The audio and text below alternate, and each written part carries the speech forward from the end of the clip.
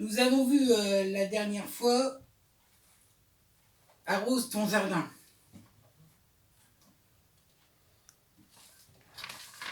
Nous avons pris le passage de Genèse qui dit l'Éternel Dieu prit l'homme et le plaça dans le jardin d'Éden pour le cultiver et pour le garder. L'Éternel Dieu donna cet ordre à l'homme: tu pourras manger de tous les arbres du jardin, mais tu ne mangeras pas de l'arbre de la connaissance du bien et du mal, car le jour où tu en mangeras, tu mourras. L'Éternel Dieu prit l'homme et le plaça dans le jardin d'Éden pour le cultiver et pour le garder. Nous avions vu la dernière fois que ce que voulait dire cultiver le jardin, ce qu'était le jardin aux yeux de Dieu, ce qui est devenu notre cœur. La Bible nous dit que nous sommes devenus le temple de Dieu. Le jardin, c'était l'endroit où Dieu venait à la rencontre d'Adam et Ève.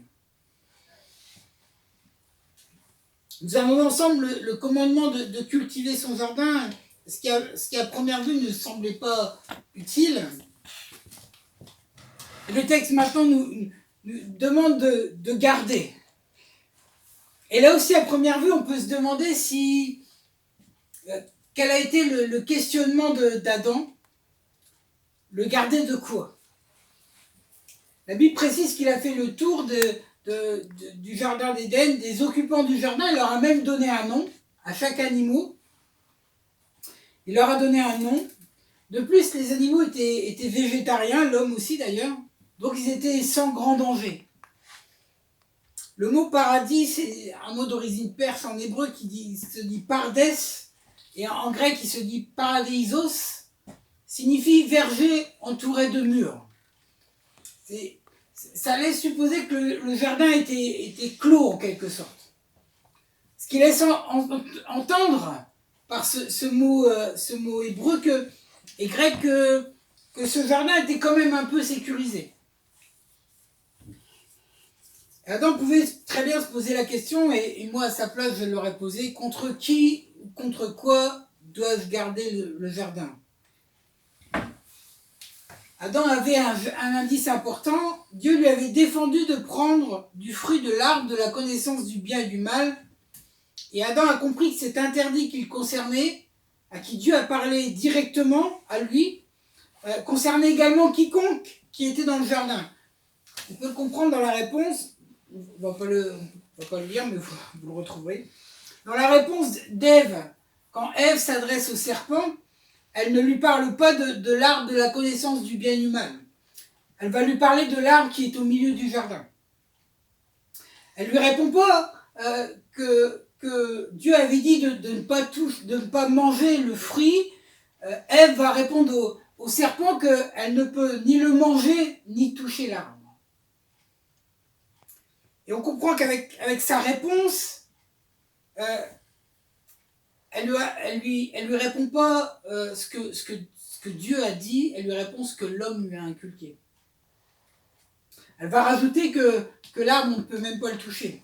Et ces commandements qui lui ont été communiqués par l'homme, on s'aperçoit qu'Adam avait compris ce qu'il devait garder, ce qu'il devait vraiment protéger, et il avait même mis des garde-fous. Il avait voulu préserver Ève en lui disant: tu ne peux même pas le toucher.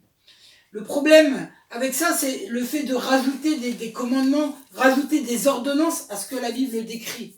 C'est ce qu'ont fait les pharisiens, c'est ce que font les religieux, c'est ce que font tous ceux qui prennent la lettre mais pas l'esprit. Et si vous doutez d'un seul commandement de la parole de Dieu, alors vous doutez de tous. Si je ne peux pas prendre toute la Bible en entier, alors je ne peux pas la prendre du tout. Et ça, c'est important de garder ça dans notre cœur. La tradition juive raconte que le serpent s'est frotté contre l'arbre. Il lui a dit: tu vois, je ne meurs pas. Le doute que Satan a insinué dans le cœur d'Ève est vraiment insinué, vraiment pointu, subtil, pénétrant. Mon frère, ma soeur, la première chose que l'on doit garder en tant que chrétien ou chrétienne, c'est la parole de Dieu. J'ai vu une vidéo d'un évangéliste bien connu qui un musulman le prend à partie avec une bouteille, il lui dit qu'il y a un poison dedans, il lui dit selon Marc XVI, tu peux prendre un breuvage mortel. Tu peux boire un breuvage mortel puisque tu es chrétien. Et il refuse de prendre le breuvage, évidemment, mais il va répondre aux musulmans, ce verset a été rajouté plus tard dans la Bible, il n'est pas dans les anciens, les premiers manuscrits, les plus vieux. Et je me suis dit, mais quel dommage. Évidemment, il n'avait pas à prendre ce breuvage, mais parce que la Bible dit de ne pas tenter Dieu. Mais quand on regardait cette vidéo, on se disait, tiens, un évangéliste est en train de dire qu'un verset a été rajouté. Alors, quel verset n'a pas été rajouté? Quel verset a été rajouté? Le problème avec ça, c'est vraiment de décrédibiliser la Bible et d'inciter le cœur à avoir le doute. Si vous doutez d'un seul commandement de la parole de Dieu, alors vous doutez de tous.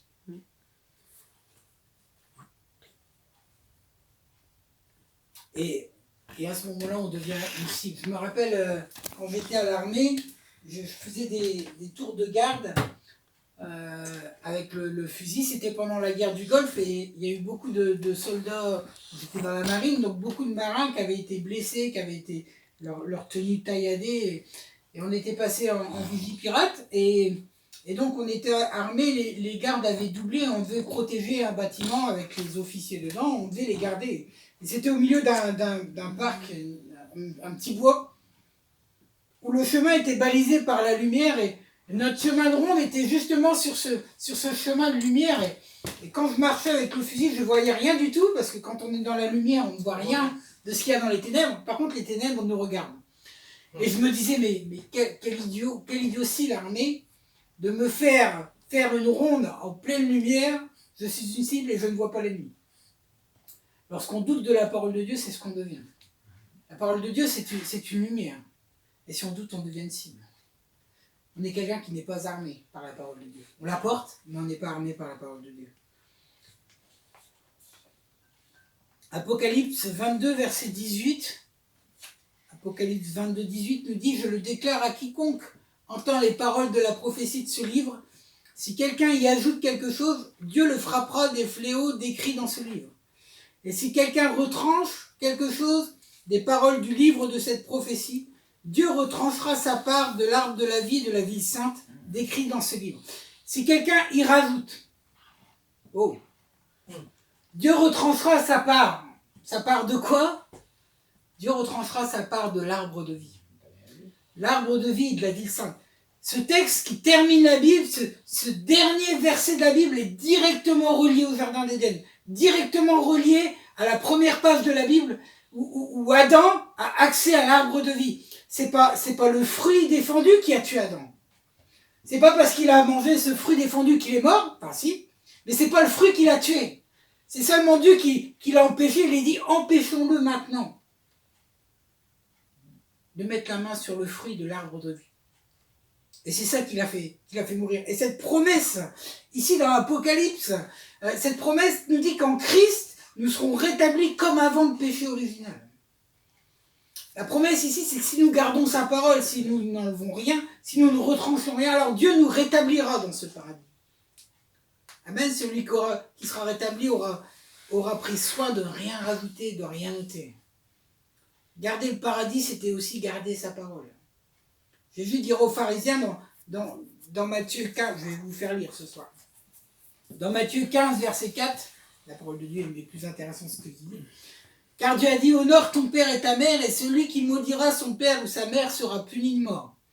Mais vous dites, celui qui dira à son père ou à sa mère, ce dont j'aurais pu t'assister est une offrande à Dieu, n'est pas tenu d'honorer son père ou sa mère, vous annulez ainsi la parole de Dieu au profit de votre tradition.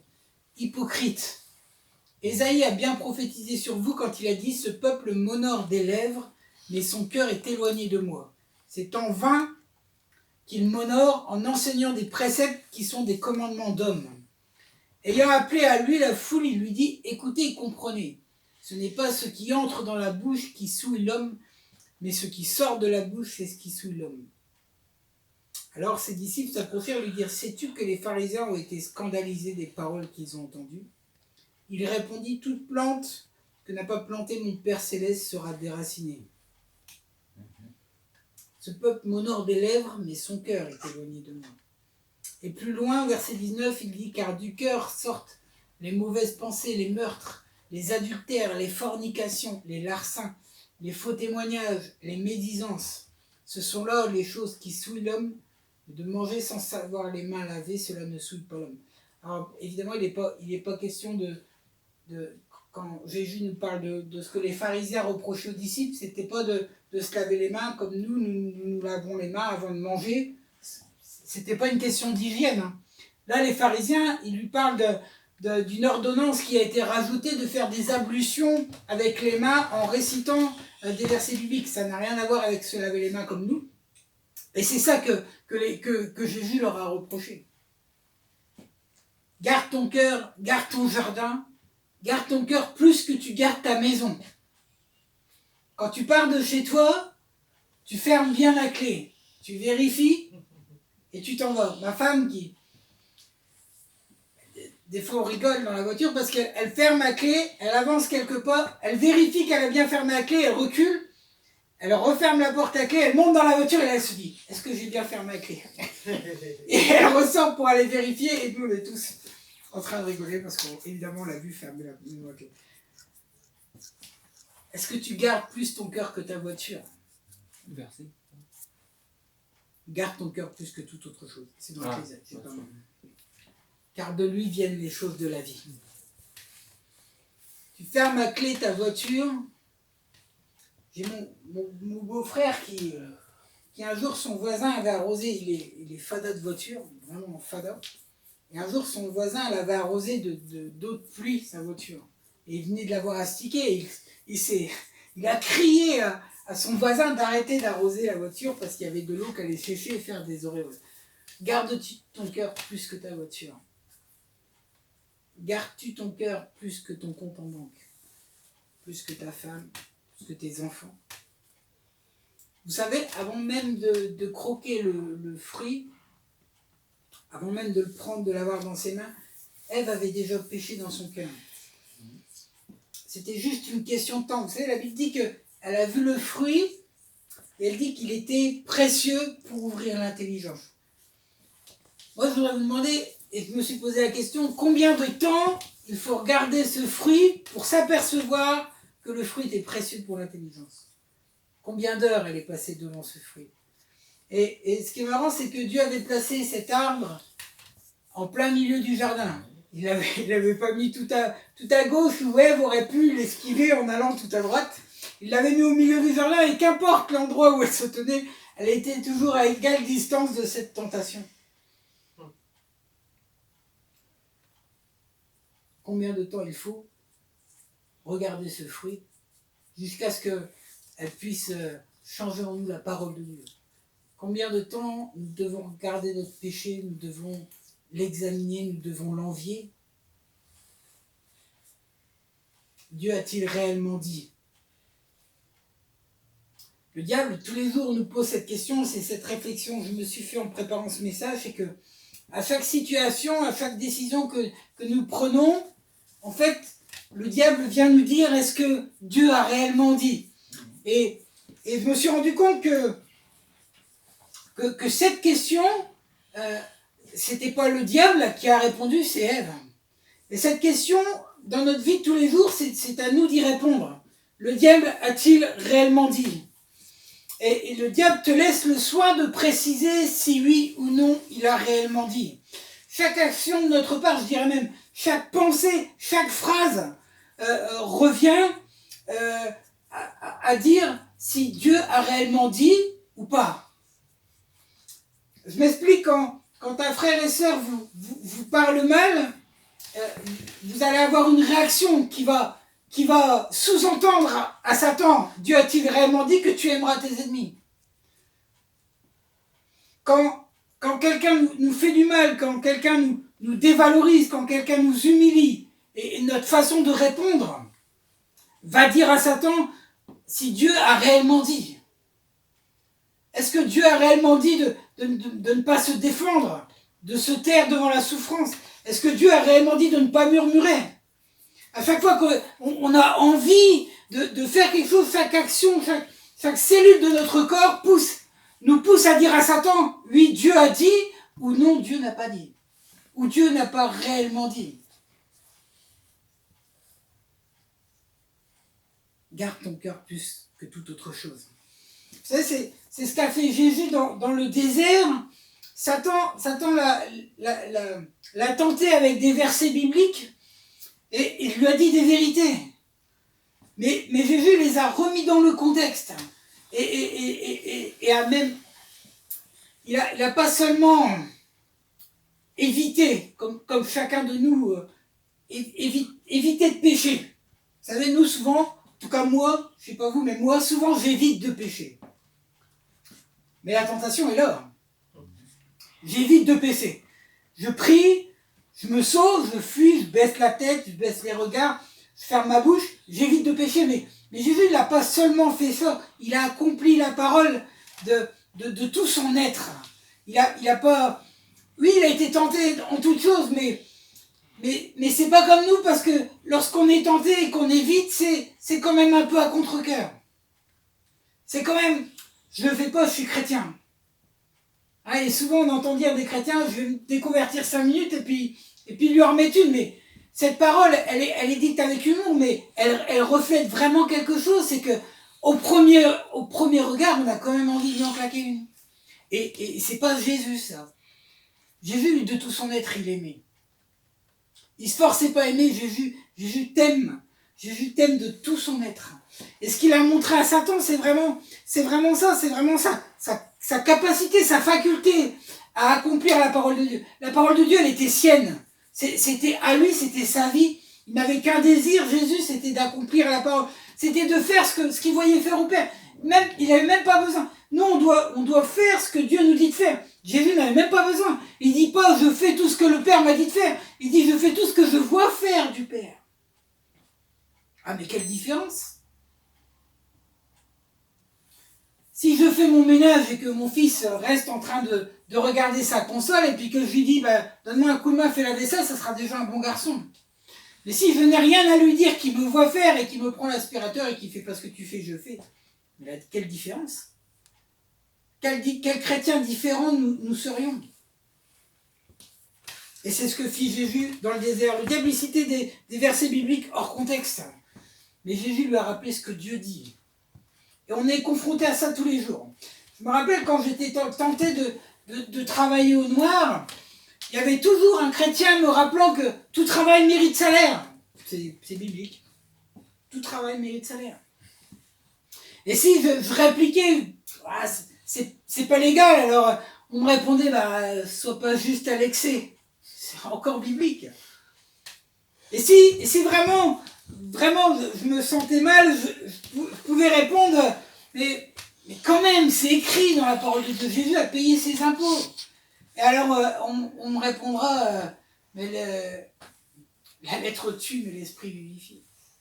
Vous savez, on a dans notre vie toujours, et vraiment c'est ce que je voudrais que vous teniez principalement de ce message, c'est qu'on répond toujours à Satan à cette question, Dieu a-t-il réellement dit? Lorsqu'on passe devant quelqu'un qui est malheureux, qui est pauvre, on répond et qu'on s'en détourne, on répond à Satan, non, Dieu n'a pas réellement dit qu'il fallait donner à celui qui n'avait rien, qu'il ne fallait pas s'éloigner de celui qui demandait. Quand on prête de l'argent avec intérêt, on répond à Satan, non, Dieu n'a pas réellement dit de prêter sans espérance. On répond directement à l'ennemi, non, Dieu n'a pas réellement dit. Obligatoirement. Et dans chaque pensée, dans chaque action, nous avons cette phrase qui revient, cette phrase dont Ève n'a pas vu venir. C'est que nous, en tant qu'enfants de Dieu, nous avons la parole. Jésus nous dit, mettez donc dans votre cœur et dans votre entendement les paroles que je vous dis et liez-les pour signe sur vos mains. Liez-les. Il dit au peuple, c'est dans Deutéronome 11, 18, il dit au peuple de se les attacher sur les mains. Il dit qu'ils soient pour vous des frontaux dans vos yeux. Les frontaux, c'était ce morceau de cuir qui était dans les chevaux, dans les bœufs qui étaient au milieu, qui qui leur donnait de pouvoir ne voir que devant. Les amis, nous devons répondre à Satan, oui, Dieu a réellement dit. Et en lui répondant, c'est par notre vie, par notre action, par nos pensées, par notre manière de réagir. Mettez donc dans votre cœur et dans votre entendement ces paroles que je vous dis, et liez-les pour signes sur vos mains, et qu'elles soient pour frontaux entre vos yeux. Enseignez-les à vos enfants, et en vous entretenant ensemble. Soit que tu tiennes dans ta maison, soit que tu voyages, soit que tu te couches, soit que tu te lèves. Alléluia. Qu'on puisse s'entretenir. Garde ton cœur de murmure et... J'arrive pas au bout du message, ce sera pour la prochaine fois. On va prier, ça sera pour la prochaine fois. Je le ferai en 2 fois qu'on ait le temps d'avoir un petit partage avant des baptêmes à l'église. Seigneur, je veux te bénir pour ce que tu es, Seigneur mon Dieu. Seigneur, cette compréhension que j'ai eue de ta parole. Seigneur, je veux me l'attacher, comme ta parole le dit, à mes poignets, l'attacher, Seigneur mon Dieu, à mes yeux, à mon esprit. Seigneur, je te prie que je puisse par ma vie, Seigneur, répondre à l'ennemi, oui, Dieu a dit. Seigneur, que ta parole soit mienne. Seigneur, dans mes discours, que ta parole soit mienne. Seigneur, que dans mes actions, ta parole soit mienne. Seigneur, que je puisse vivre, Seigneur, ce qui est écrit. Seigneur, que je n'enlève rien, que je ne retranche rien, Seigneur mon Dieu. Seigneur, cette parole est d'actualité. Elle a traversé les siècles. Seigneur mon Dieu, pour arriver à nous, tu as dit que toute écriture, Seigneur, est utile. Seigneur, pour instruire, pour reprendre. Seigneur mon Dieu, c'est toute écriture. Seigneur, merci pour cette parole. Je te prie, Seigneur, qu'elle fasse de moi un autre homme. Qu'elle fasse de moi un homme différent. Seigneur, qui peut répondre à Satan. Oui, Dieu a dit. Oui, Dieu a dit. Alléluia. Oui, dans ma vie, Dieu parle. Oui, ce que Dieu dit, je veux l'accomplir. Seigneur, ce que je te vois faire, Seigneur mon Dieu. Ce que je te vois faire, Seigneur, je veux le faire aussi. Seigneur, je te vois aimer. Je te vois pardonner. Je te vois guérir. Seigneur, je te vois être rempli de compassion. Seigneur, je veux être rempli de compassion, Seigneur, à mon tour. Seigneur, agis, Seigneur mon Dieu. Que ta parole fasse mienne. Seigneur Jésus, gloire à ton nom, Père. Oh, Seigneur, que mes bien-aimés qui sont là ce soir puissent, Seigneur, que cette parole puisse être attachée, Seigneur, à leur cœur. Seigneur, que là, Seigneur, où il y a, Seigneur, des failles, Seigneur, tu puisses y poser, Seigneur, des certitudes, Seigneur mon Dieu. Que là où il y a des doutes, tu puisses, Seigneur, enlever les doutes et donner des convictions. Seigneur, que nous soyons des hommes et des femmes de conviction. Seigneur, ta parole est la vérité. Seigneur, elle est une lampe sur mon chantier. Seigneur, je peux marcher, Seigneur mon Dieu, Seigneur, avec assurance, parce que ta parole est une lampe. Seigneur Jésus, gloire à ton nom, Père. Alléluia, mon Dieu. Merci. Alléluia. Alléluia, Père. Oh, gloire à toi, Seigneur. Sois béni, Jésus. Merci pour ce que tu es. Merci pour ce que tu fais, Seigneur. Merci pour ta parole, Seigneur. Alléluia. Seigneur, que nous puissions garder notre cœur. Désirons rester attachés à toi d'un seul cœur et d'une même âme, Seigneur. Et comme je le lisais ce matin, Seigneur, rester lié à toi qui est la sagesse, Seigneur, et